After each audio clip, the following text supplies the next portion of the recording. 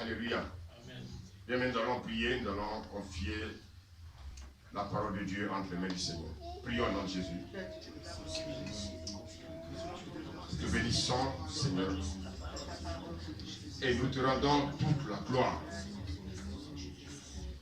Merci, Seigneur, pour ton amour, merci pour ta fidélité. Merci pour les restaurations ce matin. Merci pour les vies, Père, que tu as transformées. La Bible dit que ta parole est esprit et vie. Tu as dit que la parole a été faite chair. Elle a habité parmi nous, pleine de grâce et de vérité. Nous avons contemplé sa gloire, une gloire comme la gloire du Fils unique venu du Père. Seigneur, nous voulons que tu te révèles encore à nous ce matin. Que la gloire, l'honneur te revienne. Au nom de Jésus. Est-ce qu'on peut acclamer le Seigneur ce matin? Alléluia. Gloire à Dieu.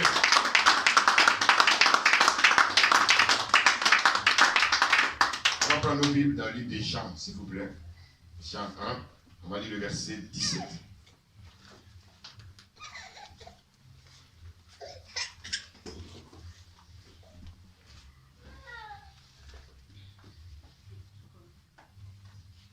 Jean 1, verset 17.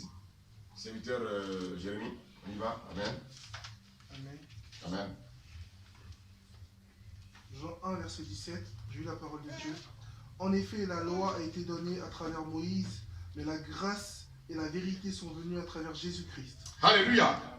Donc la Bible dit que la loi a été donnée par Moïse, et la grâce et la vérité sont venues par Jésus-Christ. La grâce. La grâce. La grâce a été. Je dis bien, la grâce et la vérité sont venues. Vous avez vu que la loi a été donnée à Moïse. Amen. Mais la grâce et la vérité sont venues par Jésus-Christ. Bien aimé, la grâce marchait sur les routes de Nazareth. La grâce marchait sur la route de Capernaum. La grâce marchait sur la route de Jérusalem. La grâce s'aimait, bienfait sur bienfait. Alléluia.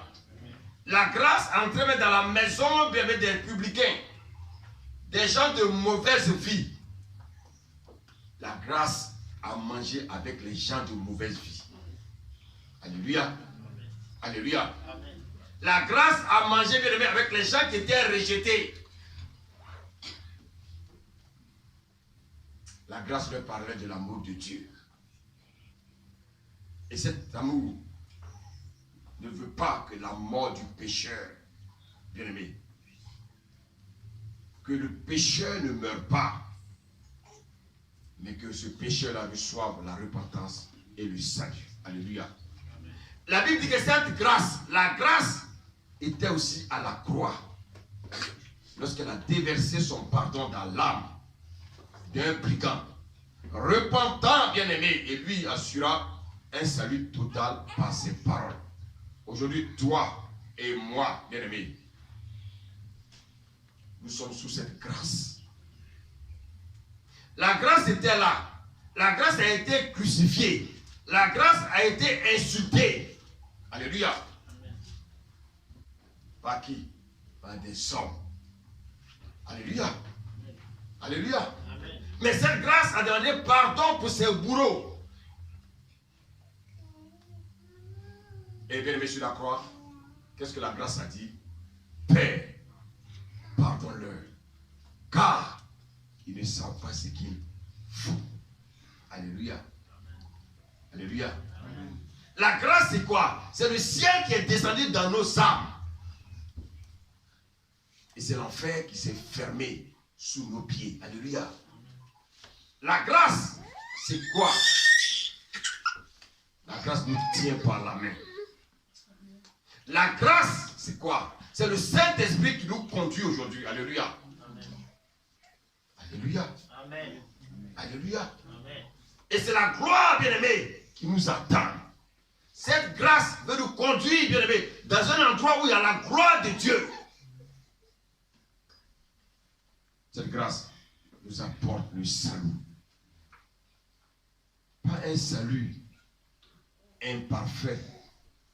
Pas un salut partiel. Alléluia. Mais c'est un salut qui est éternel. Bien-aimé, je voulais vous poser une question ce matin. Demandez à un condamné à mort, lorsqu'il reçoit la grâce présidentielle qui lui est accordée par exemple par un président, qu'est-ce qu'il va vous dire? Il va vous dire, ce jour de grâce est le plus beau jour de ma vie. Alléluia. Parce qu'il était condamné à mort. Il n'espérait pas un jour être relâché. Alléluia. Et bien aimé, l'histoire nous a montré, et nous continuons de montrer qu'aux États-Unis, tous ceux qui sont condamnés à mort, vous savez ce qui se passe? Ils écrivent des lettres au président de la République. Et le président de la République tire au sort une lettre. Alléluia. Et cette lettre, c'est la lettre d'un condamné à mort. Alléluia. Et le président doit statuer pour savoir si cet homme-là doit être gracié. Alléluia. Mais quand tu es gracié, alors que tu sais que dans 2 jours, dans 3 jours, tu dois passer à la chaise électrique. Où va ta reconnaissance? Ta reconnaissance ne va que bien aimer vers celui-là qui t'a gracié. Alléluia. Regardez bien cette femme samaritaine. Avant même de parler de cette femme samaritaine, parlons de cette femme bien-aimée qui avait commis l'adultère. La loi de Moïse la condamnait. Alléluia. Et les hommes, ils sont toujours prêts à condamner. Ils étaient prêts à la lapider. Regardez, chacun avec sa pierre. Comme un animal qu'on va abattre. Même les petits, ils s'appellent Pierre. Alléluia. Ils s'appellent Pierre. Et dans la stricte loi de Moïse, cette femme devait être lapidée à mort. Mais j'ai une bonne nouvelle pour toi ce matin. Alléluia. Amen. Alléluia. Amen. On dit que la grâce, bien-aimée, a triomphé du jugement. Alléluia. Alléluia. Amen. Jésus va s'adresser à cette femme. Alléluia. Amen. Lorsque Jésus va dire aux personnes, à ceux qui étaient prêts à le condamner, si parmi vous, personne n'a jamais péché. Vous avez vu comment Jésus les a piégés? Si Jésus avait dit si quelqu'un n'avait jamais commis d'acte, elle serait. Alléluia. Alléluia. Amen. Qui parmi nous ce matin peut me dire qu'il est parfait? Alléluia. Amen.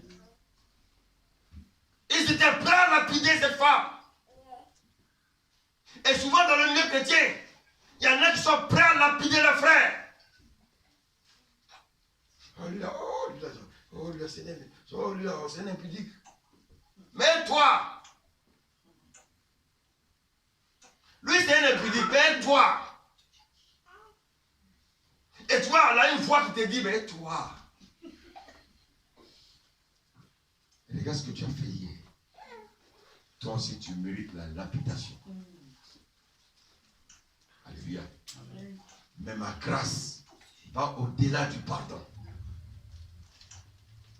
La grâce de Dieu va au-delà du pardon. Elle aspire à quoi? Elle aspire à la puissance de rompre même avec le péché. Je voulais vous poser une question encore ce matin. Si moi je suis condamné à mort, et puis le président dit, monsieur, vous êtes gracié pour le délit que vous avez commis. Normalement, dans 2 jours, vous devez passer à la chaise électrique. Mais moi, je vous gracie. Vous êtes libre. Alléluia. même jour, je serai dans la joie. Et le même soir, je vais casser encore une boutique.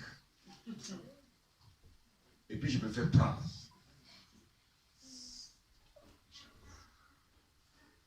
Qu'est-ce qui va se passer? On va me ramener à mon point de départ. Et bien aimé, ce matin, le Seigneur veut qu'on parle un peu de la grâce. La grâce de Dieu. Vous savez, dans le milieu chrétien, beaucoup ne savent pas ce que c'est que la grâce. Vous savez, il y a un passage dans la Bible, je ne sais pas si vous avez déjà lu. Jésus dit, il vous a été dit, alléluia, vous ne pouvez commettre l'adultère. Mais moi je vous dis que celui qui a regardé une femme pour la convoiter a déjà commis l'adultère. Alléluia. Et je me suis dit, mais donc la grâce, ce n'est pas la tolérance du péché alors. Beaucoup de chrétiens pensent que la grâce, c'est la tolérance du péché. Ça veut dire, je peux pécher comme je veux. Dieu est amour. Et il y en a qui reçoivent un enseignement qui leur dit que Jésus est déjà venu à la croix, il a pris tous mes péchés. Et comme il a pris tous mes péchés, alléluia, je suis libre encore de continuer à pécher. Mais normalement, je vous pose la question. Si Jésus a déjà pris tous les péchés, moi, il y a même plus existé de péché. Alléluia. Alléluia. Amen. Bien-aimé, la grâce de Dieu. La grâce de Dieu. Et Seigneur veut ce matin que nous parcourons le livre bien-aimé de Romains. On va lire Romains 6.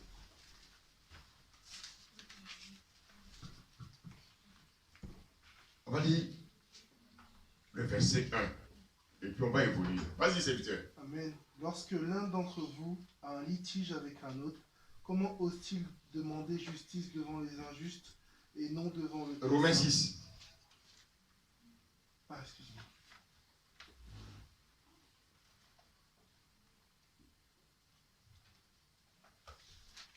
Alléluia. Le Seigneur va nous faire du bien ce matin.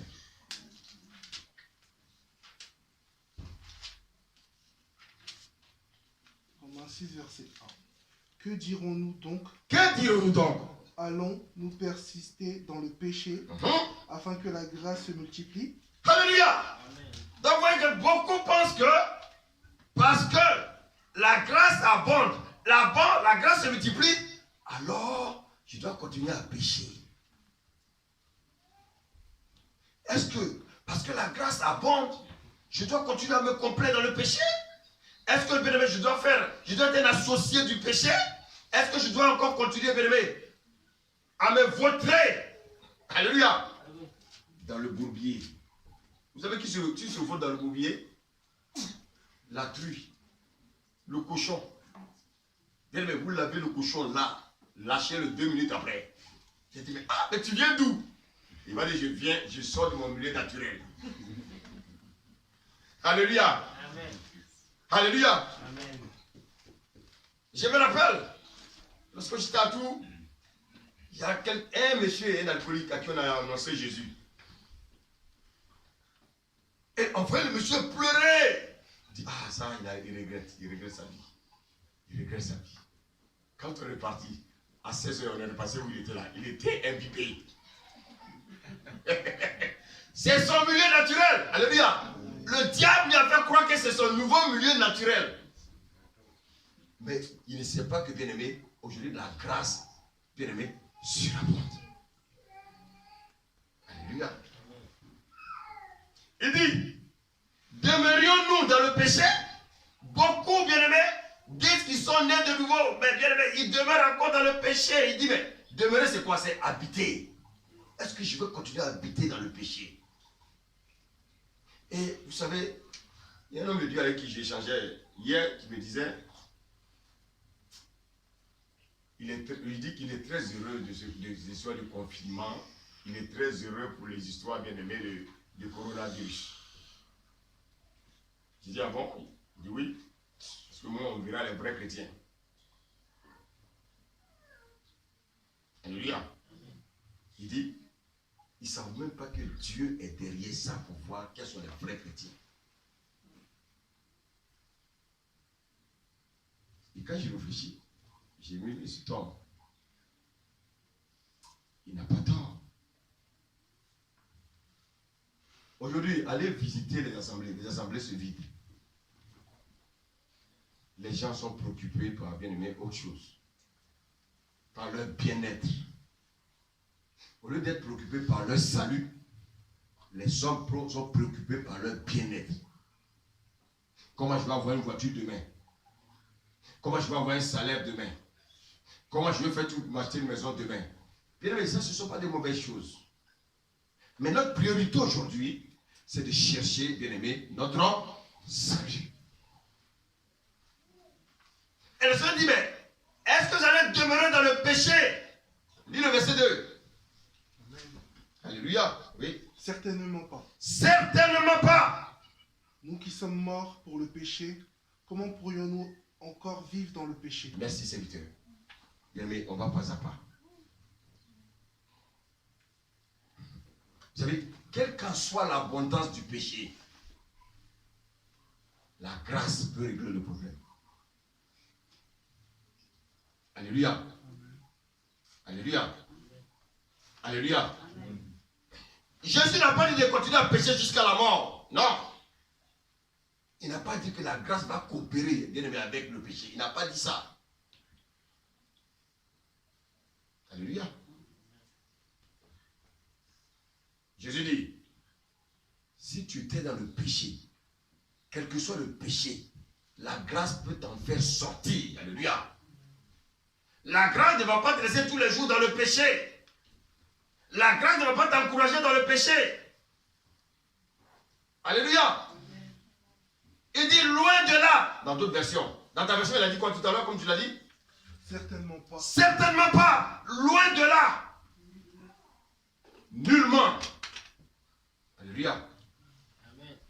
Nous qui sommes morts au péché. Vous savez? Nous qui sommes morts au péché. Parce que bien aimé, quand la grâce est intervenue, la grâce nous a fait mourir au péché. Lorsque nous sommes morts, bien aimé, au péché, la grâce a fait quoi? La grâce nous a séparés du péché. Donc vous voyez que la grâce ne va jamais nous encourager au péché. Est-ce que le Seigneur nous fait du bien ce matin? Amen. C'est ça la parole, frère. C'est ça la nourriture. Alléluia. La grâce ne va jamais continuer, bien aimé, à t'encourager dans le péché. La grâce ne va pas dire, mon fils, continue à mentir.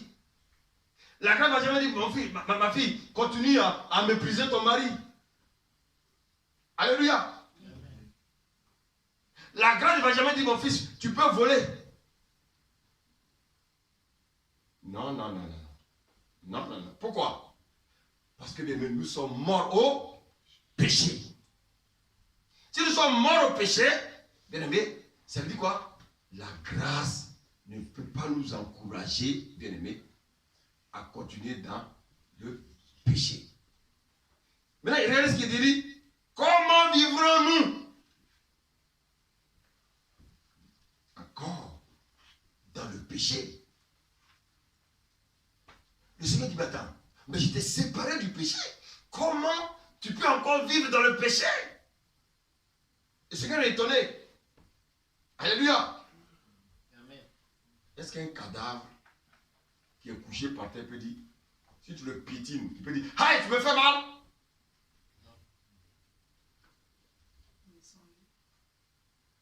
Un cadavre qui est couché, si tu le piétines, il te dit, si je me lève, tu vas voir avec moi. Ça existe? Est-ce qu'un cadavre peut se lever pour dire, donne-moi la clé de ma voiture? Alléluia. C'est impossible. Parce qu'il est mort. Il est mort. Regardez bien ce qu'il nous dit le verset 3. C'est évident, on y va. Amen. Ignorez-vous que nous tous qui avons été baptisés en Jésus-Christ, c'est en sa mort que nous avons été baptisés. Merci. Écoutez bien. Il dit. Est-ce qu'on aime la parole? Ignorez-vous que nous tous qui avons été baptisés en Jésus, c'est en sa mort que nous avons été baptisés? Le Seigneur nous pose la question. Puis il y a des gens qui continuent encore à vivre dans le péché. Les chrétiens violents qui continuent à vivre dans le péché. Le Seigneur te pose la question ce matin. Il dit, comment tu peux ignorer? Alléluia. Que tu as été baptisé en Jésus. Mais étant baptisé en Jésus, c'est en sa mort que tu as été baptisé. Qu'est-ce que cela veut dire? Si j'ai accepté Jésus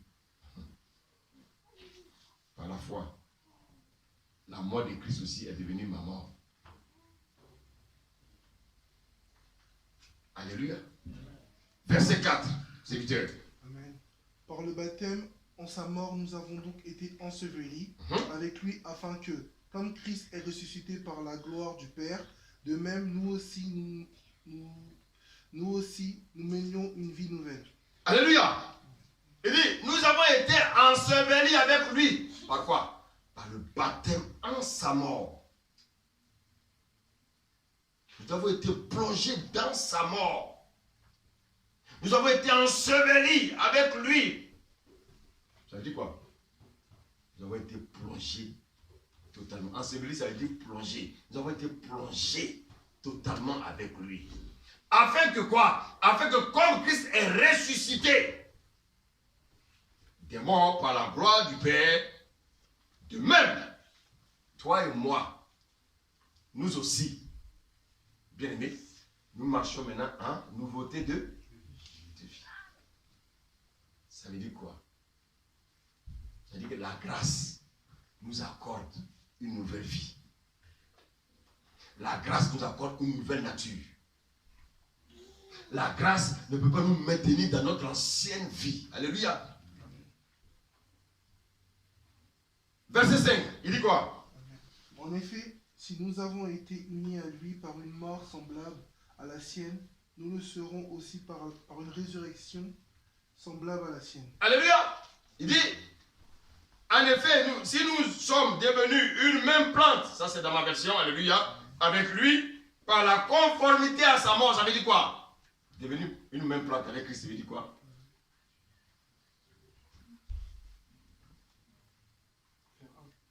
Fait 1, merci. Donc nous sommes unis. Si je suis uni avec Christ, si je suis aujourd'hui associé avec Christ, ça veut dire quoi?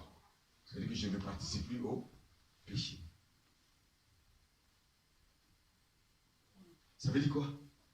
Ça veut dire que, bien aimé, je ne participe plus au péché, certes, mais je participe à sa mort. Alléluia, serviteur.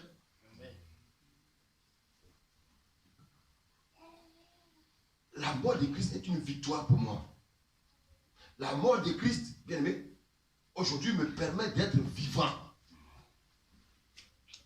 Alléluia. Bien aimé. Alléluia. Amen. Verset 6, il dit quoi? Nous savons que notre vieil homme a été crucifié avec lui, afin que le corps du péché soit réduit à l'impuissance et qu'ainsi nous ne soyons plus esclaves du péché. Ah! Écoutez, il dit, sachant que notre vieil homme a été crucifié avec lui, afin que le corps du péché fût détruit, pour que nous ne soyons plus esclaves du péché. Que nous ne soyons plus esclaves du péché. C'est au présent. Je vais développer ça un peu. Parce que c'est très important si nous comprenons ces choses. Alléluia. Amen. La Bible dit, sachant que notre vieil homme a été crucifié avec lui. C'est-à-dire, mon vieil vieil homme a été mis à mort, afin que le corps du péché fût détruit. Ce corps du péché-là, il a été détruit à la mort de Christ. Alléluia. Afin que bien Jésus ne soit plus associé au péché. Pourquoi? Parce que le péché qui était dans mon corps, bien aimé, a été détruit. Donc, vous voyez, le péché ne peut plus s'accrocher à moi. Pour que je ne sois plus esclave du péché. Vous savez, il y a un passage, tu vas le lire rapidement, 1 Corinthiens 7, verset 39.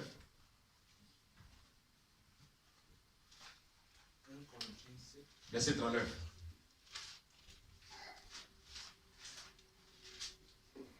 Verset 39. Amen. Une femme est liée aussi longtemps que son mari est vivant. Mais si le mari meurt, elle est libre de se marier à qui elle veut. À qui elle veut. Seulement que ce soit dans le Seigneur. Que ce soit dans le Seigneur. J'aime trop la parole. Bien aimé, vous savez, ce qui va nous sauver là, c'est la parole. Le Seigneur me dit, conduis-les dans la parole. Si ils captent cette parole, rien ne peut les effrayer. Parce que la parole là, c'est moi-même. Il dit, il peut y avoir les prophéties, il peut y avoir les miracles, il peut y avoir les guérisons. Ça ne peut pas vous amener auprès de moi. Mais ce qui va vous amener auprès de moi, c'est lorsque tu vas capter la parole. Alléluia. On dit, la femme est attachée à son mari tant que le mari vit et respire. Alléluia.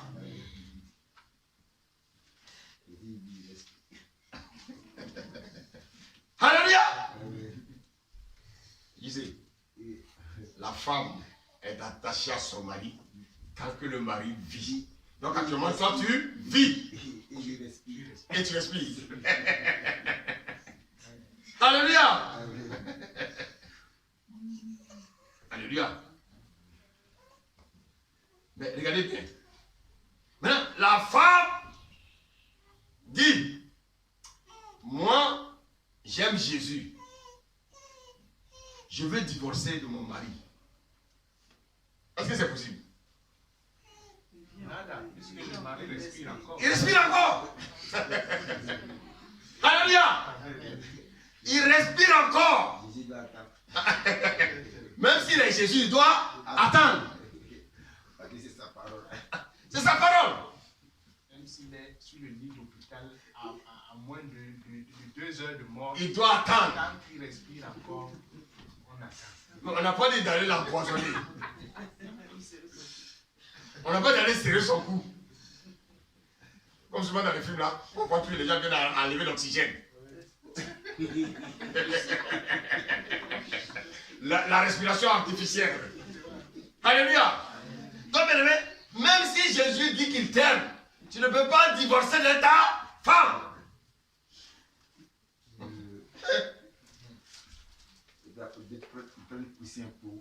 Asphyxier. Il peut pousser, il asphyxie. Parce qu'il veut aller prendre une femme. Oh, le monde. Quel monde? Dans quel monde sommes-nous? C'est bien gay. Tant que tu vis, tant que tu respires, personne ne peut arrêter ta respiration. Alléluia. Alléluia. Amen. Eunice, tant que tu respires, même si on dit on est amoureux de quelqu'un d'autre, on ne peut pas arrêter ta respiration. Nada.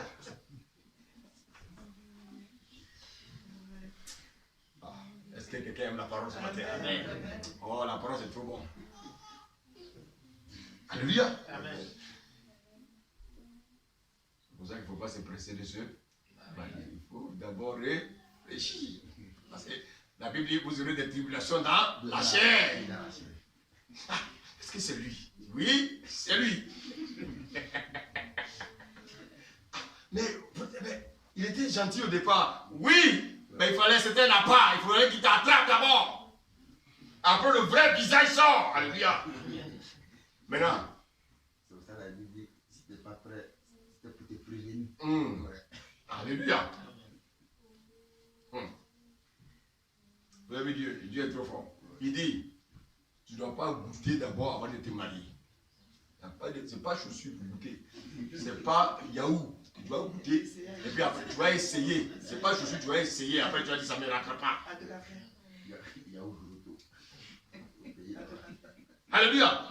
Les gens disent, ado, ka, fleur. Essaie, tu vas voir. Non.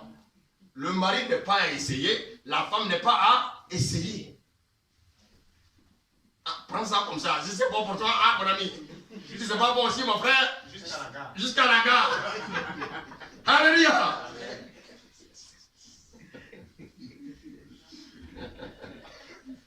Alléluia. Maintenant, je vous pose la question. Pourquoi elle ne peut pas divorcer? Elle est amoureuse de Jésus. Mais elle ne peut pas divorcer. Pourquoi? Parce que, écoutez bien, si tu divorces ta femme, tu divorces ton mari pour épouser Jésus, tu exposes qui à l'adultère?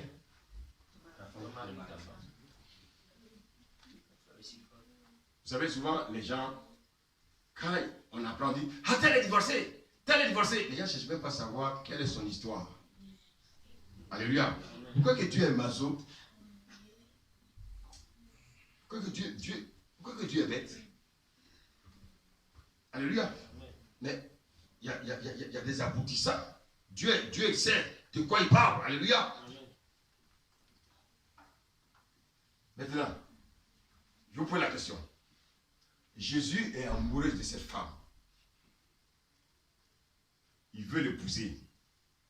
Qu'est-ce qu'il doit faire? Les gens me regardent. Je dis, mais où il nous amène? Alléluia. La femme ne peut pas divorcer. Mais Jésus dit, c'est elle, je veux. Qu'est-ce qui doit se passer? Donc tu vas le suivre. Le gars, il est vivant, il respire. Il respire encore. Il attend. Mais il veut cette femme-là maintenant. C'est la mort. Il arrête la respiration. Alléluia. La Bible nous dit ici. Alléluia.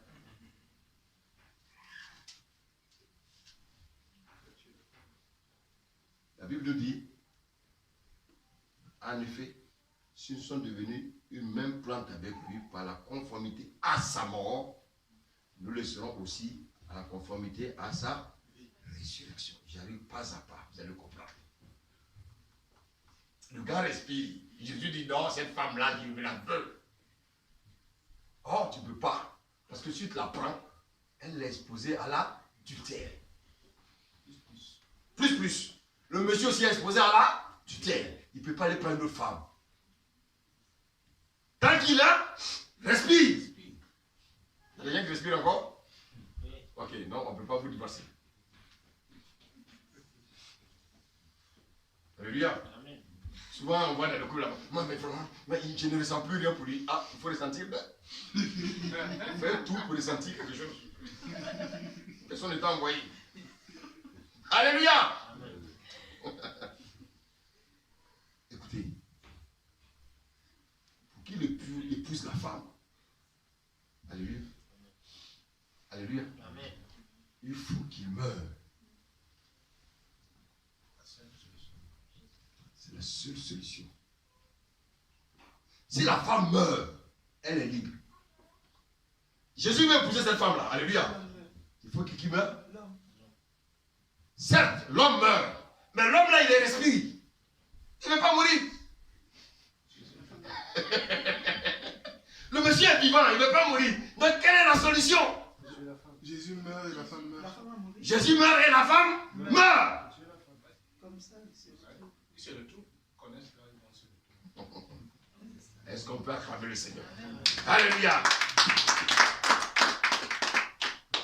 Donc Christ, en mourant, il meurt par amour pour qui? Pour la femme. Mais nous sommes en train de parler de la grâce. Nous sommes en train de parler du péché. Alléluia. La femme ici, c'est qui? Non. Précisément. Tout à l'heure, on a parlé du vieil. Le vieil, c'est quoi? C'est notre homme. On nous a dit ici que, sachant que notre vieil homme a été. Bon, avec qui? La femme, c'est qui? Le vieil homme. La femme, c'est la chair. Alléluia. Donc, pour que Jésus puisse épouser cette femme, qu'est-ce qu'il doit se faire? La femme doit mourir, le vieil homme doit mourir. C'est-à-dire, Jésus doit mourir avec qui? Avec la femme. Alléluia. Donc, en mourant avec la femme, le monsieur, il est libre. Il peut se remarier avec qui? Mais Jésus est tellement puissant, alléluia. En mourant, il meurt avec qui? En ressuscitant, il ressuscite avec qui? Elle est en nouveauté de vie. Ce n'est plus l'ancienne, non? Donc le monsieur ne peut plus l'aimer. Donc elle devient la femme de qui? Jésus.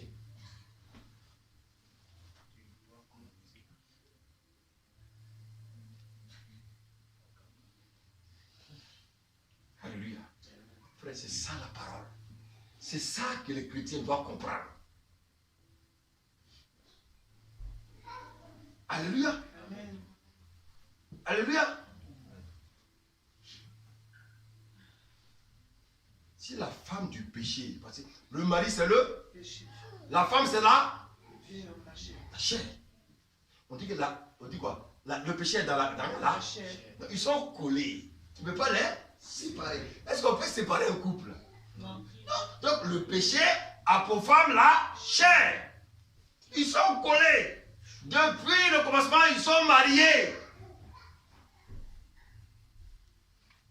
Alléluia. Amen. Donc, si la femme, alléluia, la femme du péché est morte, le péché devient seul. Lui maintenant, il est libre de se.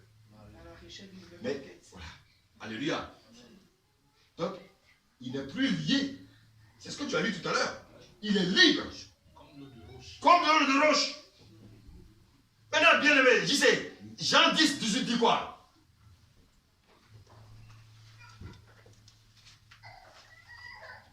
Jean 10, 18. Amen. Je lis la parole. Amen. Jean 10, 18. Personne ne me l'offre, mais je la donne de moi-même. J'ai le pouvoir de la donner et j'ai le pouvoir de la reprendre. Il a le pouvoir de reprendre. Il peut donner sa vie et puis il peut la. C'est ce qu'il a fait. Mais bien, écoutez bien. Il dit, la Bible dit, Christ a été crucifié. Mais pendant qu'il était crucifié, il était crucifié avec qui? La chair. Alléluia. Maintenant, ce vieil homme qui a été crucifié avec Christ, quand il est ressuscité, il renaît en nouveauté de vie. Donc, le vieil homme maintenant s'appelle l'homme nouveau.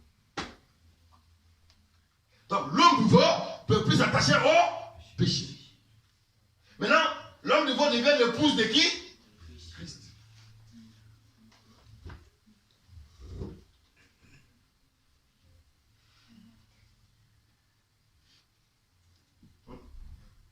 Est-ce que c'est clair?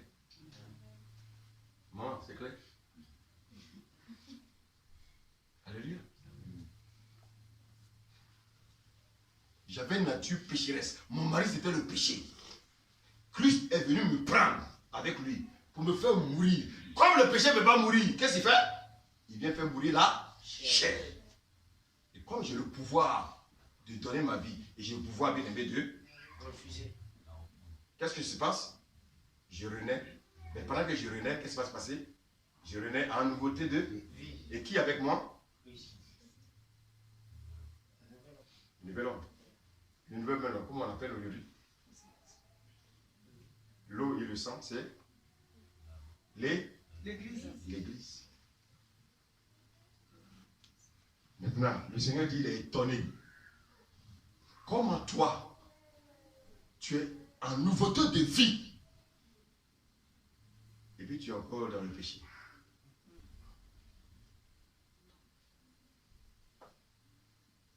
Est-ce que je me fais comprendre ce matin? Alléluia. La Bible dit, en ressuscitant, il nous a fait ressusciter avec qui?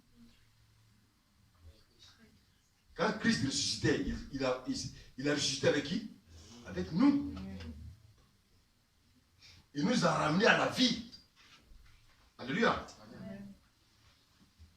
Mais quel est le constat du péché? Le péché a constaté que son ancienne femme est morte. Mais elle est maintenant en nouvelle vie. Elle ne peut plus être sa femme. Donc Christ est libre maintenant d'épouser cette femme.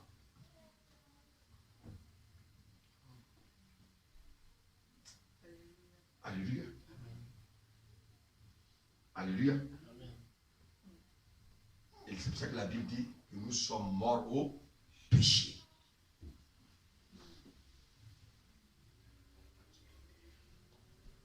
Alléluia.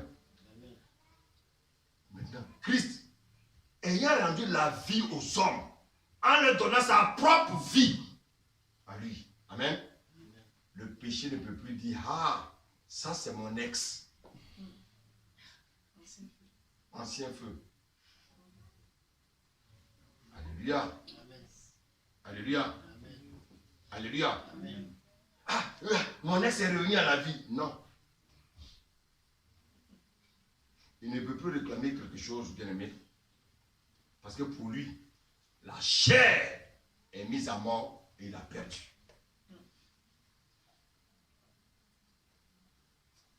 Donc,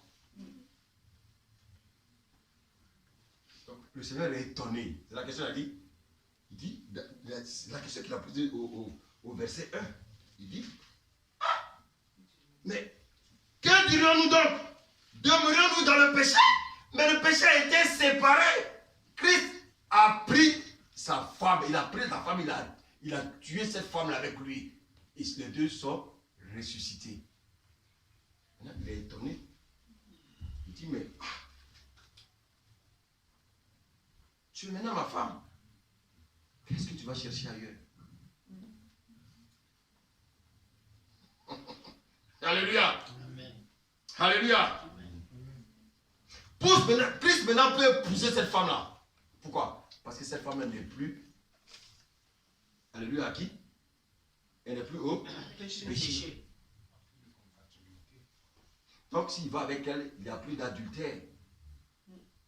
Parce que cette femme-là est une nouvelle femme. Est-ce que je me fais comprendre ce matin? Maintenant, Christ dit, cette femme, qui n'est plus l'ancienne femme, qui aimerait devenir une nouvelle femme, alléluia, si elle abandonne Christ pour aller se complaire dans le péché, qu'est-ce qu'elle devient? Adultère. Vous avez dit, adultère que vous êtes. Notre nouveau mari s'appelle Christ. Alléluia. Quiconque a été crucifié avec Christ, afin que le corps du péché fût détruit. Pourquoi? Pour que, bien aimé, nous ne soyons plus esclaves. Écoutez bien le mot, hein. Pour que nous ne soyons plus esclaves du péché. Autrefois, j'étais esclave du péché. Alléluia. Le péché, c'est un mari. Le péché, c'était un tyran. Maintenant, j'ai un mari qui est amour. Il ne me brutalise pas. Alléluia. Serviteur, tu peux lire le verset 7 à 8. En effet, celui qui est mort est libéré du péché. Or, si nous sommes morts avec Christ, nous croyons que nous vivions aussi avec lui. Alléluia. Donc, accepter la mort de Christ, c'est aussi accepter sa résurrection. Verset 9, il dit quoi? Car nous savons que Christ ressuscité ne meurt plus. La mort n'a plus de pouvoir sur lui. Celui qui croit en moi, s'il meurt, il vivra. Donc Christ, ressuscité de la mort, bien-aimé, ne meurt plus. Pourquoi? Car la mort n'a plus de pouvoir sur lui. Verset 10. Amen. Christ Amen. est mort et c'est pour le péché qu'il est mort. Ah! Une fois pour toutes, maintenant qu'il est vivant, c'est pour Dieu qu'il vit. On dit, quand il est mort, Christ, il est mort. Alléluia. Et c'est pour le péché qu'il est mort. Une fois pour toutes. Parce que quoi? Parce que le péché nous tenait esclaves. Et le péché allait nous conduire à la mort. C'était la seule condition pour que le péché soit nous lâche. Christ est mort une fois pour toutes. Alléluia. C'est ce que Christ ici appelle l'acte d'obéissance. Un seul acte de justice. Vous savez, rappelez-vous, quand Jésus allait se faire baptiser dans le Jourdain, qu'est-ce que Jean-Baptiste a dit? Ah non, je ne suis pas digne de délier tes... Jésus a dit quoi? Laisse faire maintenant, alléluia, car il est convenable, alléluia, que nous accomplissons toute justice. Qu'est-ce que ça voulait dire? Il fallait obéir à ce qui est des choses. Amen. Alléluia. Jésus t'a dit, laisse-moi, c'est moi qui suis venu pour prendre les péchés. Ah! Il ne peut pas. Il ne peut pas. Alléluia. Écoutez, c'est pas parce que moi je baptise que je prends les péchés.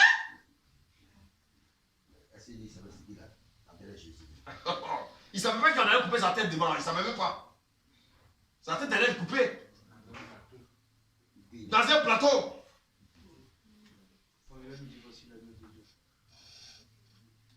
Merci.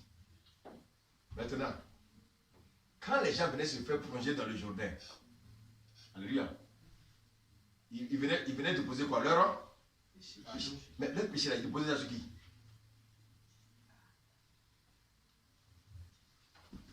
Sur qui? Jésus. Sur Jésus.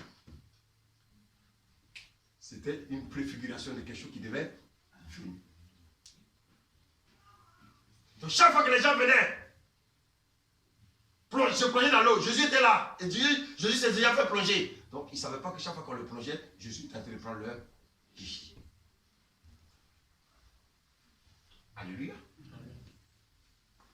Et maintenant, Jean, en fait, il est qui? Jean, c'est un sacrificateur. C'est un prêtre. Il est en même temps prophète. Qu'est-ce qu'il va dire? Il va dire, ah, Dieu va ouvrir ses yeux. Ah, voici l'agneau qui ôte les péchés du monde. Quel était le rôle du sacrificateur? Rappelez-vous dans le tabernacle, quel était son rôle? C'est qu'ils allaient avec les animaux là. Très bien. Donc quand quelqu'un venait avec l'animal, qu'est-ce qu'il faisait? Il faisait péché. Oui, mais avant d'abord. Pour le laver.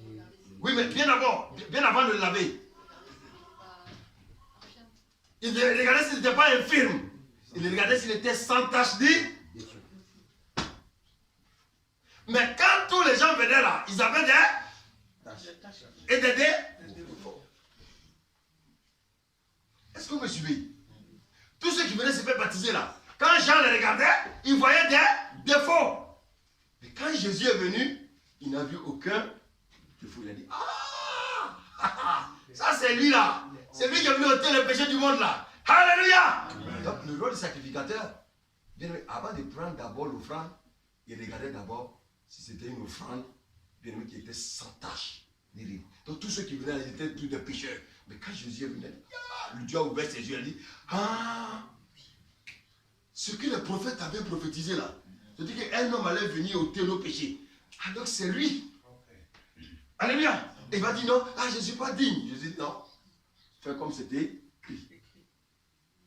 Parce que je ne suis pas venu pour toi, je suis venu pour sauver toutes ces personnes-là les hommes du monde qui sont dans le péché. Je suis venu prendre leur péché. Donc là que je vais poser ce matin, c'est pour libérer le monde de leur péché. Alléluia. Alléluia. Bien aimé. Il dit, voici l'agneau. Il dit, voici l'agneau. Les autres venaient, ils venaient confesser leur péché. Mais Jésus n'a pas confessé le péché. Alléluia. Jésus est venu seulement poser l'acte pour que tous les péchés soient déversés sur lui. Même le péché des hommes de qui? Les gens. Waouh! C'est pas parce qu'on est prédicateur qu'on est bon, hein, frère. Les gens, ils font des... Non, frère, nous aussi, ça chauffe. Alléluia. Ça chauffe aussi. Faut qu'on joue trop les saints, frère. Il y a le mal, ça chauffe. Mais gloire soit rendue à qui? À Dieu. Alléluia. C'est vite, il dit quoi, verset 10 à 11? Amen. Christ est mort et c'est pour le péché qu'il est mort. Une fois pour toutes, maintenant qu'il est vivant, c'est pour Dieu qu'il vit. De la même manière, vous aussi considérez-vous comme morts pour le péché et comme vivants pour Dieu en Jésus-Christ. Alléluia. Ainsi vous-même, il dit, regardez-vous comme morts au péché. C'est-à-dire quoi? Que Christ a déjà fait ça. Mais moi, par la foi, il faut que je regarde, alléluia, que je suis déjà mort au péché. Et si je crois que je suis mort au péché, et comme vivant pour Dieu en Jésus-Christ, ça veut dire quoi? Ça veut dire que je n'ai pas besoin maintenant d'imaginer, d'essayer. Je vais essayer d'imaginer que, non, tu dois croire par la foi, alléluia. Ce n'est pas une affaire d'essayer, ce n'est pas chaussure qu'on va essayer, non. Tu dois croire par la foi, alléluia, que Christ est venu prendre tes péchés. Oh, alléluia. Alléluia. Donc, bien aimé, quand tu comprends ces choses, tu sais que tu constates maintenant que par la foi, tu es réellement mort au péché. Vous savez, si vous n'avez pas ça dans votre cœur, le péché va continuer à dominer. Parce que ça veut dire quoi? Jésus dit qu'il est venu enlever le pouvoir qui te poussait à pécher. Alléluia. Verset 12, il dit quoi, serviteur? Amen. Que le péché ne règne donc plus dans votre corps mortel pour vous soumettre à lui par ses désirs. Ah! Regardez, on arrive à quelque chose d'intéressant. Il dit ici que le péché ne règne donc de quoi? Donc point. Vous savez, il y a quelle est la différence entre pas et point? Il n'a pas dit ici que le péché ne règne pas. Que le péché ne règne point. Jamais. Alléluia. Il dit le péché qui agit en nous pour nous maintenir dans la mort parce qu'il règne. Nous ne devons pas obéir, bien aimé, aux convoitises du péché. Regardez bien, il dit que le péché ne règne donc point dans votre corps mortel et n'obéissez pas à ses convoitises. Écoutez, maintenant, Jésus dit quoi? Il dit que je ne suis plus esclave du péché. Qu'est-ce que le péché va faire maintenant?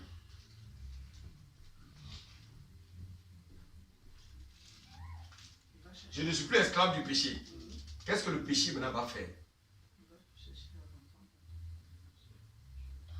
Le péché va chercher à te séduire. Est-ce que vous suivez le message? Regardez là. Christ est venu, il a enlevé le péché. Le péché n'a plus de pouvoir sur toi. Alléluia. Regardez bien. Avant, je péchais. L'élément qui est en moi, qui me faisait pécher, c'était quoi? La chair. La chair. Cette chair a été crucifiée. Est-ce que le péché peut avoir le pouvoir sur moi? Non. Donc le péché, il est désarmé. Alléluia. Mais qu'est-ce qu'il va faire? Il va chercher maintenant à m'attirer. Par la séduction. Dans quel but? Il va me chercher à me faire tomber. C'est ça qu'on appelle les convoitises. Maintenant, il ne peut plus. Je ne suis plus son esclave. Donc maintenant, il va m'attirer par des convoitises. Alléluia. Quand je vois une femme, je dis, ah, elle est belle. Hein? Oh my God, elle est belle. Oh. Bon, je dis, normalement, tu vas dire, Diablo, elle est belle. Oh my God, ça.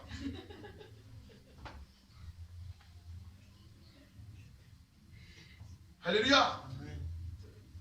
Alléluia. Et maintenant,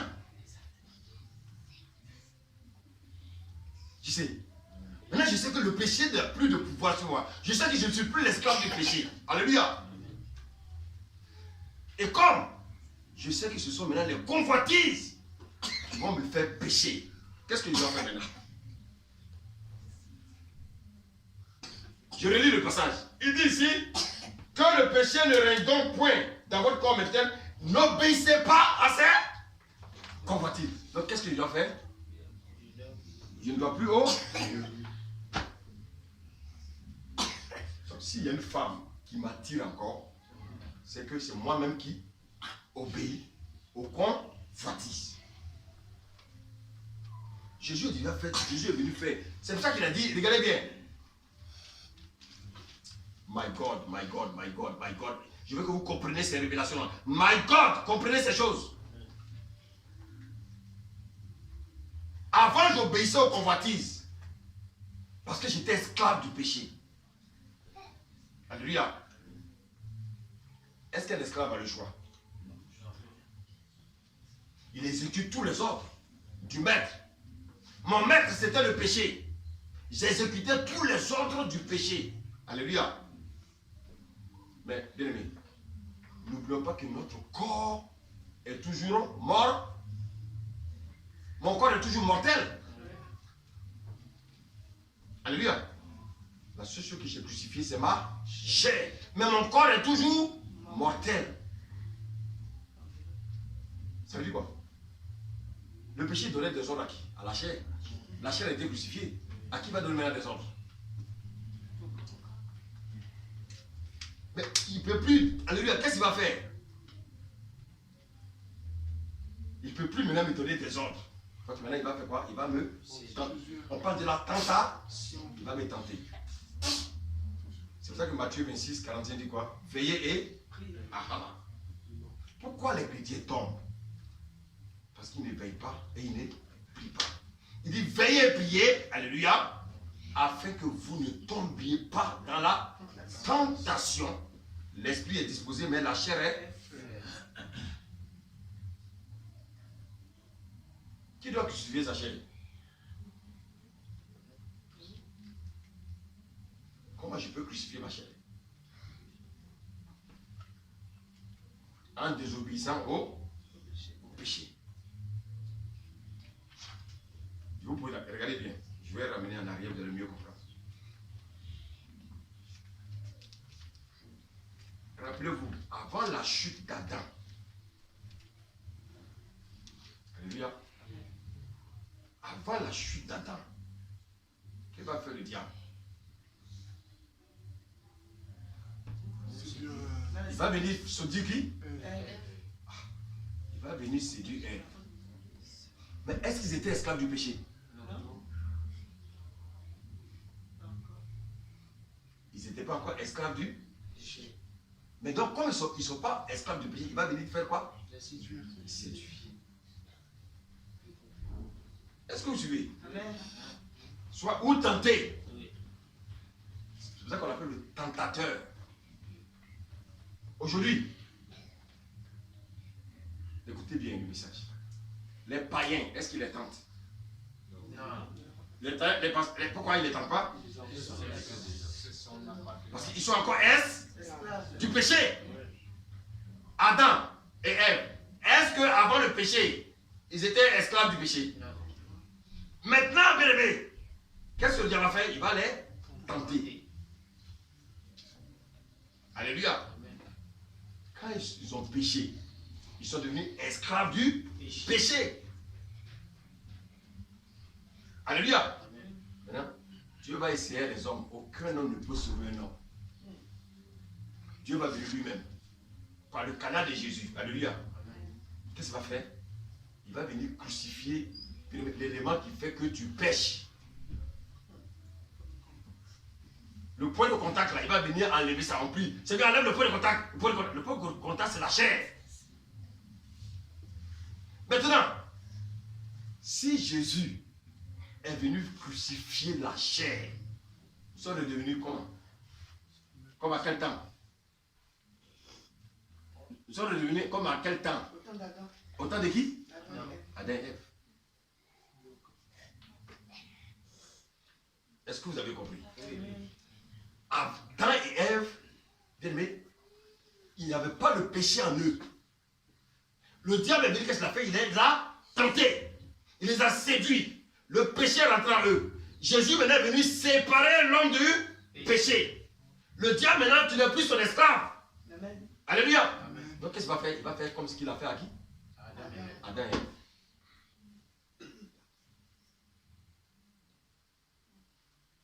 Est-ce que vous avez compris? Avec le païen, il n'a pas besoin de le tenter. Le païen est son esclave. Mais toi, je sais, il va tester de tenter. Parce qu'il sait que tu n'es plus son esclave. Donc il va venir maintenant avec des choses. Voilà. La douceur, la ruse. Tu as vu? Tu as vu comment Philippe t'a regardé? Il a mal regardé, hein? Est-ce que tu vois un peu là? Et maintenant, si tu n'as pas bien aimé le discernement, tu tombes dans le piège.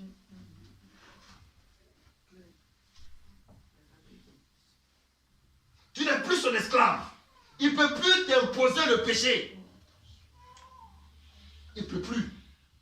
Mais les païens, tous les jours, il les fait pécher. Mais toi, maintenant, tu es né de nouveau. Christ est venu crucifier la chair qui te faisait pécher. Alléluia. Mais qu'est-ce qu'il va faire? Il va faire comme avant le péché d'Adam. Avant la chute, il est venu la tenter Adam et Ève. Il les a séduits. Donc, chez les chrétiens maintenant, le diable, qu'est-ce qu'il fait? Il continue de les séduire. Afin de les attirer à pécher. Il n'a plus de pouvoir sur toi. Donc qu'est-ce qu'il va faire? Il a dit, tu as vu? Il a dit, mais. Joseph qui regarde avait un œil compliqué. Joseph qui regarde avait un œil compliqué là. Et toi aussi, boum! La colère vient. Le péché rentre. Alléluia. Alléluia. Mon frère, tu n'étais pas au culte aujourd'hui? Ah, l'apôtre a mal parlé à la chose. Hein?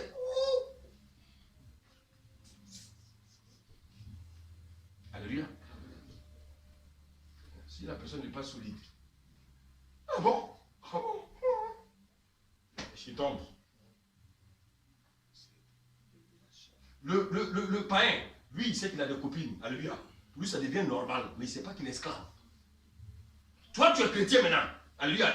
La chair a été crucifiée. La chair qui te poussait à aller pécher là, elle a été crucifiée. Mais quand il vient maintenant, il va te tenter maintenant. Il va maintenant agir par la tentation, comme il a fait au commencement avec Adam et Ève. Donc, bien, tout chrétien aujourd'hui, elle est devenue comme qui? Adam et Ève. Adam et Ève.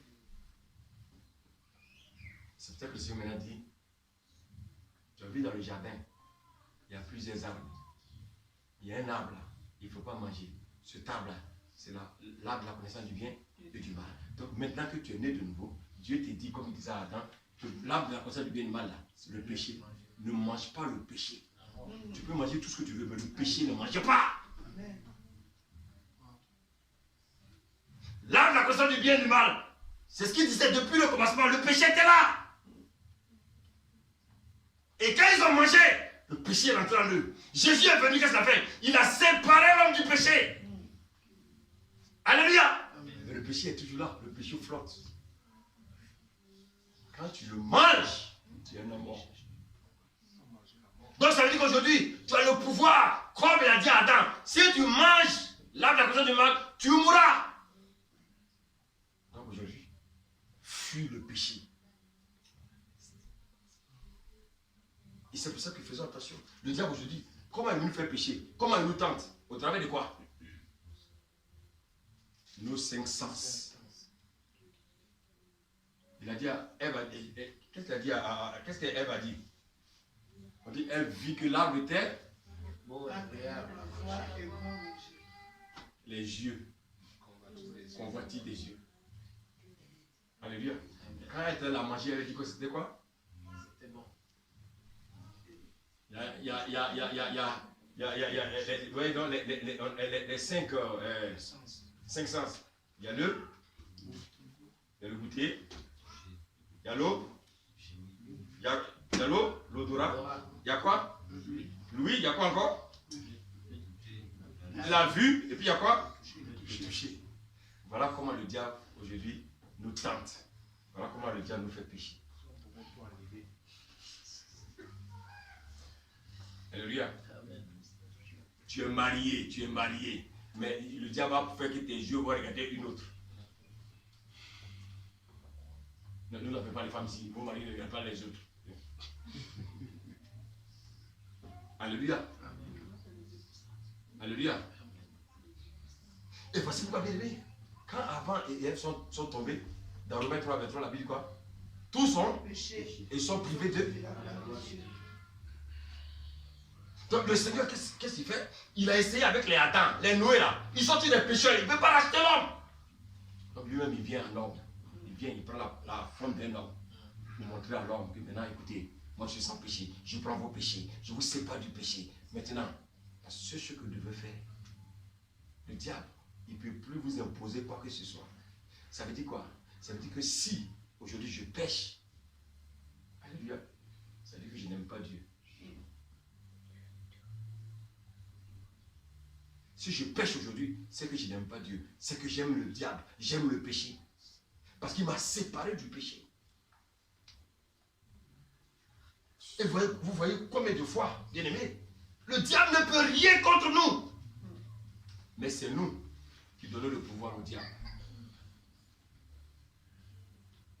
Et c'est pour ça que le Seigneur dit, si quelqu'un veut venir après moi, qu'il renonce. Mais tu vas renoncer à quoi?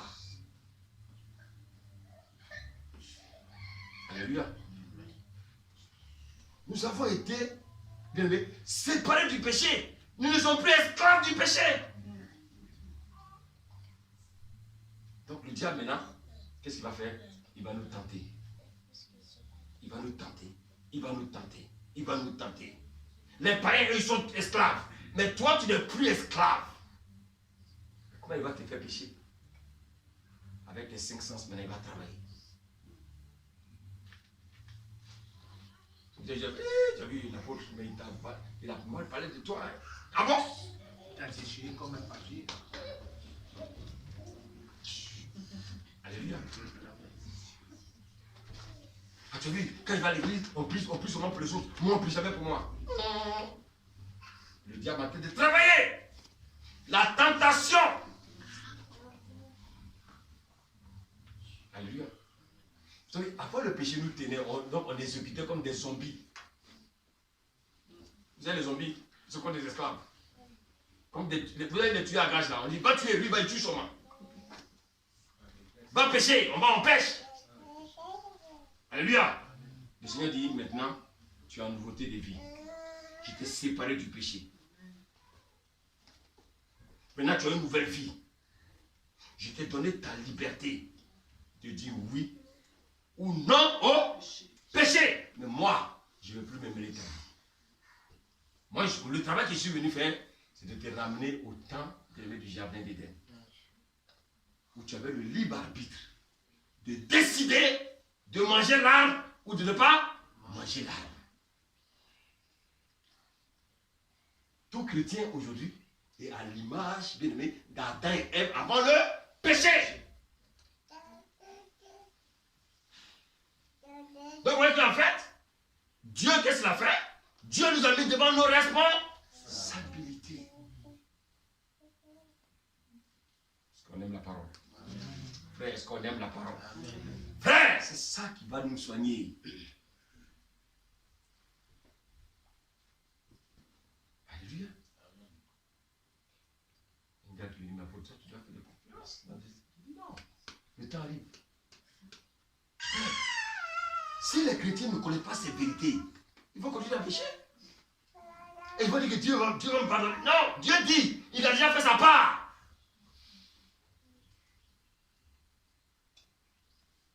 Alléluia.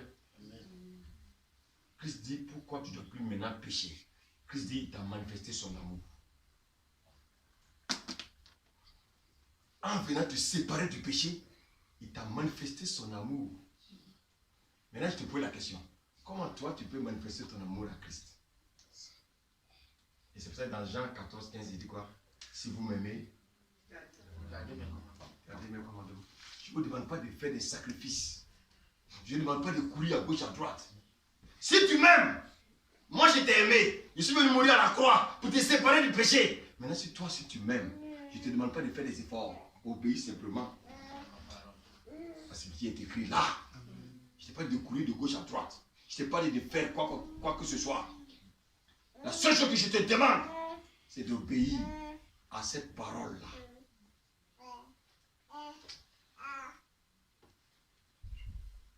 Alléluia. Je suis malade. Écoutez-moi bien. Je suis malade. Depuis que je prends des médicaments, je ne suis pas guéri. Et puis je reçois une parole qui me dit, écoute, va demander pardon à Tabitha. Alléluia. Et quand je lui apprends la parole, il dit, aimez-vous qui? Je vais vers Tabitha, je fais quoi? Moi j'ai dit non. Je vais aller prier. Est-ce que je vais guérir? Non. Est-ce que tu comprends un peu? La parole que j'ai reçue me dit, va demander pardon à Tabitha. Et moi j'ai dit non, je suis trop orgueilleux. Ce qu'elle m'a fait, c'est trop grave. Je ne peux pas pardonner. Est-ce que quelqu'un me suit ce matin? Amen. Je ne peux pas pardonner. Ce qu'elle m'a fait, c'est trop grave. Je ne peux pas pardonner. Et puis, je vais me cacher dans ma chambre et puis je prie. Maintenant, je vous pose la question. Quel est le Dieu que tu pries?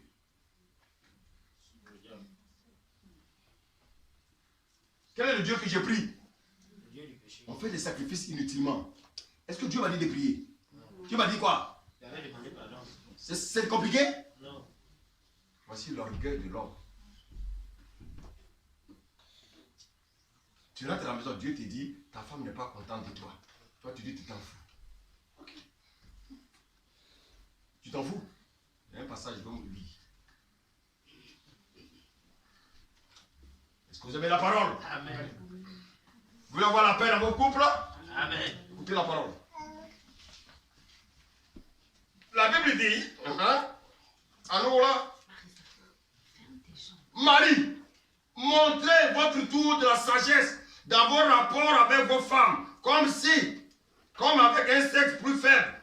Honorez-les, comme devant aussi hériter avec toute grâce de la grâce de la vie. Bien-aimé, qu'il en soit ainsi, afin que rien ne vienne faire obstacle à vos gros cœur. Ça donne infection pulmonaire. Gros cœur, ça donne hypertension. Non, mais tu ne peux pas comprendre ce qu'elle m'a dit, hein, c'est trop dur. Ce qu'elle m'a dit là, c'est trop dur, je ne peux pas accepter ça. Ce qu'elle m'a dit, c'est trop dur. Moi, je ne peux pas. Allez lui demander pardon, elle va encore faire le malin. C'est pas ça? C'est pas ça? Si je vais m'abysser devant ma femme, elle va faire le malin. Oui, qu'elle fasse le malin. Mais moi, le Seigneur m'a dit que si je l'aime, je dois faire quoi? Pourquoi je lutte? Chrétien, pourquoi on lutte avec ça? Pourquoi on lutte avec ça? Mon mari n'est pas content. Dieu me dit, hey, écoute, c'est ton mari, soumets-toi à lui. Tu dis non, si je me soumets à lui, il va faire le malin. Mais en même temps, je suis en train d'ouvrir un passage de la Bible, je lis quoi? La Bible dit, l'obéissance vaut mieux quoi? Nous, on fait les sacrifices là. Les sacrifices n'apportent pas de bénédiction. C'est l'obéissance qui nous conduit aux bénédictions. Alléluia. Femme, tu ne peux pas faire d'enfant. Dieu te dit, dans ta jeunesse, tu as posé un acte devant ta tante. Tu as insulté ta tante. Dieu te dit, va simplement demander pardon à ta tante. Tu dis non, toi tu es chrétien, tu vas prier.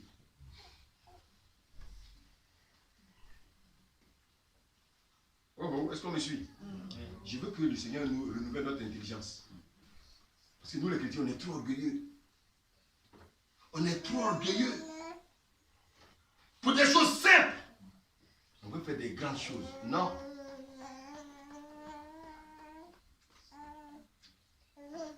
Donc Dieu dit qu'il a amené Jésus nous séparer du péché. Pourquoi? Parce qu'il nous aime. Maintenant, la croix, elle a combien de faces? Elle fait quoi? Elle a combien de faces? La croix a combien de faces? La croix, elle est comment? La croix, elle a combien de faces? 10 faces? Elle a combien de faces? 2 faces. Il y a une face qui est comment? Comment on appelle ça? Horizontale. Et il y a une c'est comment? La verticale, là, c'est pour qui? Celle-là. C'est pour qui? C'est pour les hommes. Et ce qui est dirigé vers le ciel, c'est pour qui? Donc la croix signifie quoi? Le Seigneur a fait sa part. Moi aussi, je dois faire. C'est ce que ça veut dire la croix.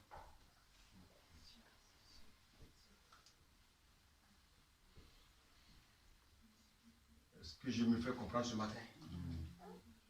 On dit la croix, on dit Christ est passé à la croix. Christ devait faire sa part. Ça, c'est la part de Christ là. Dieu devait faire sa part. Alléluia. Je t'ai envoyé mourir, meurs. Moi, je vais te ressusciter. Ton obéissance va te ressusciter. Alléluia. Donc, bien aimé, souvent, dans nos vies, on veut régler le problème de nous-mêmes. Dieu t'a pas de régler de toi-même. Dieu dit, voici ce que je te demande de faire.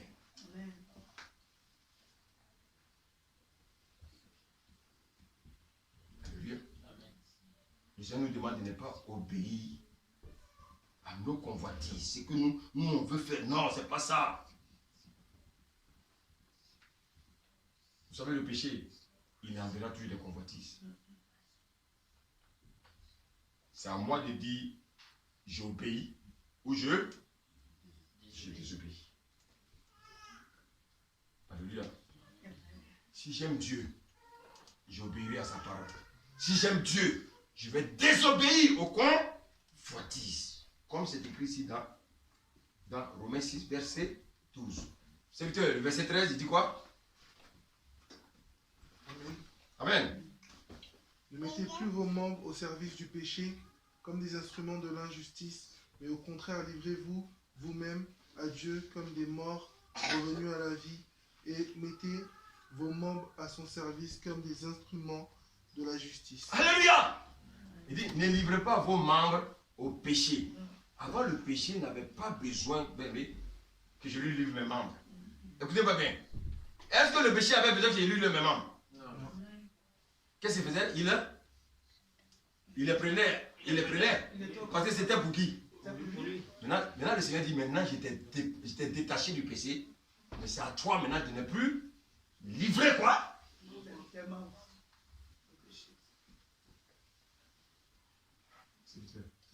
Si tu ouvres ta bouche pour insulter quelqu'un, c'est que toi-même tu veux l'insulter. Il ne faut pas parler de Dieu. Dieu dit, il a déjà fait sa part. Il dit, ne livrez plus vos bouches pour parler mal des gens. Avant, tu étais un païen, tu parlais mal des gens, tu critiquais les gens. Pourquoi? Parce que tu étais esclave, bien aimé, des critiques. Tu étais esclave des murmures. Dieu dit, l'élément qui te faisait murmurer là, je suis venu, je l'ai séparé de toi. Maintenant, tu prends la décision de ne plus livrer ta bouche, ta langue, pour dire des méchancetés. Oh oh. Est-ce qu'on me suit ce matin? Amen. Mais nous, on va dire non, je vais faire des sacrifices, je vais faire ceci. Non, Dieu n'a pas dit de faire des sacrifices. Dieu dit ne pas livrer tes membres. Donc quand je commets le péché, je suis en train moi-même de livrer mon membre. Si je suis en train de tromper ma femme, c'est que ce n'est pas le diable qui m'a... Le diable n'a plus de pouvoir. Le Seigneur m'a séparé du diable. Dis Amen. Maintenant, si je vais maintenant tromper ma femme, c'est que bien aimé, moi-même je vais la tromper. Parce que je n'aime pas Dieu et je ne l'aime plus. Non, écoutez, on ne peut pas dire que j'aime des femmes. Ce n'est pas possible. Écoutez-moi, si quelqu'un commence déjà à tromper sa femme, c'est qu'il n'aime plus sa femme. Si quelqu'un, il y a des religions où on dit oui, on peut épouser 2 femmes, 3 femmes, c'est de la sorcellerie. Parce que quelqu'un qui veut prendre une deuxième femme, c'est qu'il n'aime plus qui?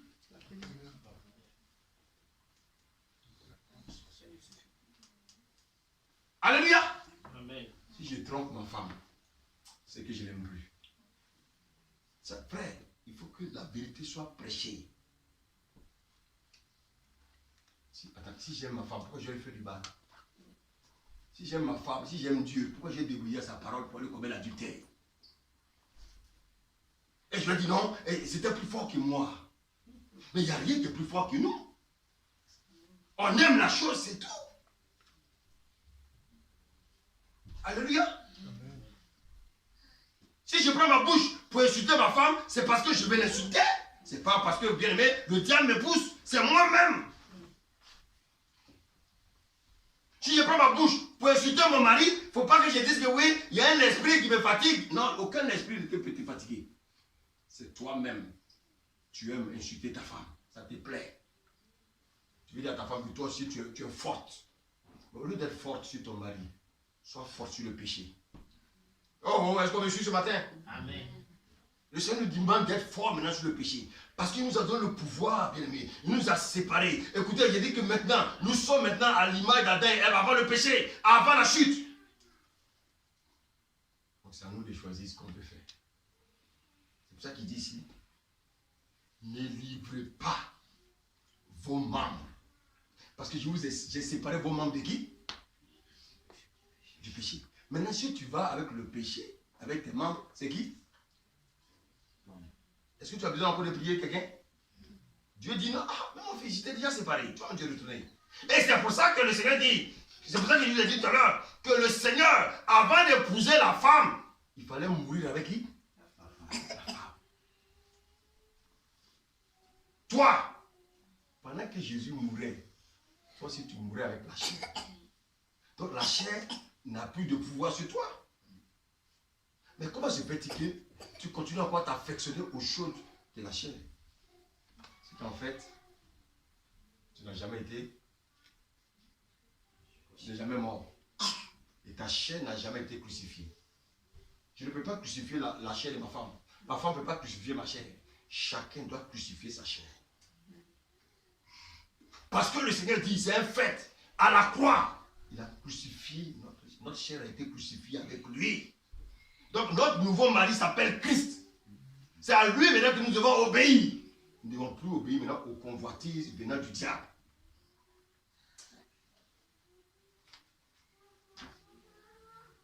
Est-ce que quelqu'un me suit ça? Alléluia. Avant, le péché n'avait pas besoin que je lui livre mes membres. Il les prenait. Parce que ça lui a... Maintenant, Jésus dit, Jésus va te séparer. Oh, si on me sépare, bien aimé, de ce livre-là, on me sépare de ce livre, je n'ai plus accès à ce livre. Maintenant, si je vais le livre, je vais aller où? Je fais quoi? Je vais aller vers le livre. Le péché a été détaché de toi. Même si le péché crie, viens. Il dit quoi? Maintenant, s'il dit viens et puis je m'en vais, qui m'a envoyé là-bas? C'est ça la vie chrétienne. Souvent, les gens passent des nuits à prier inutilement pour des choses qu'eux-mêmes, que Dieu a déjà fait pour eux. Alléluia. Alléluia. Comment je peux prier pour que Dieu me sépare du mensonge? Dans Romains, je lis simplement la parole. Éphésiens 5, verset 25 me dit, renoncez au... Je lis cette parole-là. Cette parole-là, je la avale. Alléluia. Quand je marche contre quelqu'un qui est toqué, ne renoncez au mensonge. Renoncez au mensonge. Tu vas arriver dans un coin, Dieu va te mettre à l'épreuve là. Oh! Et la parole vient pour la pierre. renonce au mensonge, renonce au mensonge, renonce au mensonge, renonce au mensonge, renonce au mensonge, renonce au mensonge. Et puis tu dis, ah, mais si je mens, je ne vais pas avoir le poste là. Hein. Ah, mais si je mens, je ne vais pas avoir mes papiers. Hein. Mens. Si la parole te rappelle, tu n'es pas menti, mens. Tu as tout gâté. Vous savez, les chrétiens, ils veulent les choses faciles. Ils veulent obtenir les choses en n'étant pas droit. Non. Notre Dieu, s'il a fait des choses pour cette personne, il peut faire pour tout le monde. Amen. Qui aimait les femmes plus que moi? Il n'y en a pas sur la terre. Si Dieu va séparer des femmes, c'est qu'il peut séparer tout le monde. Ah oui! Ne livrez pas vos membres comme des instruments d'iniquité. N'obéissez pas à ces convoitises. Bien-aimés. Bien-aimés. Ne livrez pas vos membres au péché comme des instruments d'iniquité. Ne vous donnez pas vous-même, bien-aimés, au péché. Mais donnez vous-même à qui? À Dieu.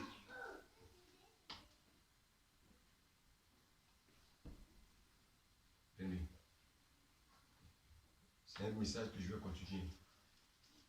Au cours du temps, je vais arrêter là. Mais je voulais simplement que vous puissiez. Je n'ai pas terminé parce qu'il y a encore des révélations à vous donner. Alléluia. Venir à l'église, ce n'est pas venir pointer sa carte.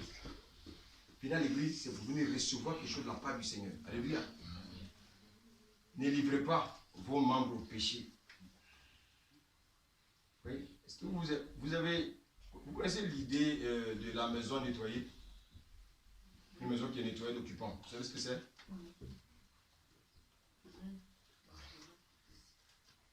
Quand la maison est nettoyée, alléluia, si je ne la meuble pas, quelqu'un d'autre va venir faire quoi? Quand on chasse un démon de quelqu'un, si la maison, le démon vient et puis voit que la maison est bien nettoyée, la maison est encore libre, qu'est-ce qu'il fait? Lorsque je reçois la parole, cette parole-là, je dois la garder en moi. Alléluia. Et personne ne doit venir me voler cette parole. Désormais, c'est à nous de nous donner à Dieu. De la même manière, je me donnais facilement au péché. Dieu me dit maintenant, donne-toi à moi. Donne-toi à moi. Alléluia. Donc, je me donne facilement à Dieu comme je me donnais au péché.